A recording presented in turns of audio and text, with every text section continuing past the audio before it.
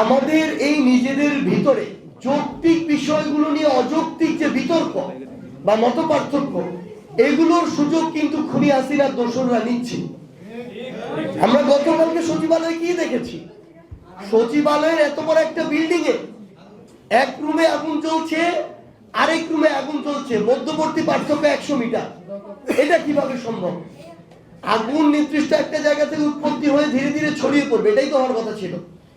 কিন্তু এমন দুইটা রুমে আগুন চলছে, যে রুমগুলো হচ্ছে এই অভ্যুত্থানের সামনে থেকে নেতৃত্ব দেয় আমাদের সহযোদ্ধারা, যারা এখন সরকারের প্রতিনিধিত্ব করছে। আমাদের উপদেষ্টা আসিফ মাহমুদ এবং নাহিদ ইসলামের রুম কিভাবে জ্বলে পুড়ে শেষ হয়ে গিয়েছে আপনারা দেখেছেন। তো এখানে আরো অন্য কোনো চক্রান্ত আছে কিনা, ষড়যন্ত্র আছে আমরা নিশ্চিত, কিন্তু এটি কি পরিসরে ছিল, কিভাবে দেশকে অস্থিতিশীল করার পায়তারা চলছে, সেটিও আমাদের ঐক্যবদ্ধভাবে পর্যবেক্ষণ করতে হবে এবং প্রতিহত করতে হবে। কিন্তু আমাদের জায়গা থেকে আমরা স্পষ্ট করে বলি, সচিবালয়ে যে আমলারা ছিল, এদের একটা বড় অংশ খুনি হাসিনাকে ওই চেয়ারে বসিয়ে রেখেছিল। এদের একটা বড় অংশ সকল অন্যায় অপকর্মকে বিগত 16 বছর ধরে বৈধতা দিয়েছে। এদের একটা বড় অংশ বাংলাদেশের সরকারি অফিসগুলোতে খুনি হাসিনার পারিবারিক যে তন্ত্র, সেটি চালিয়েছে।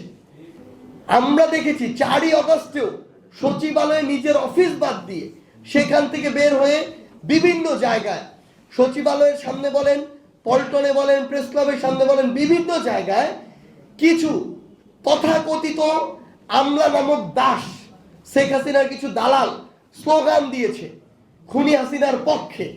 তারা এখন সচিবালয় অফিস করে। তো তারা যখন 4 আগস্টে এই কাজ করে সচিবালয় অফিস করে, আপনার সচিবালয় নিরাপদ কিভাবে থাকবে? আমরা আমাদের জায়গা থেকে মনে করি এই অন্তর্বর্তীকালীন সরকারের এখন এই অভ্যুত্থান এবং বিপ্লবের স্পিরিটকে ধারণ করে ওইভাবেই পদক্ষেপ নেওয়া উচিত।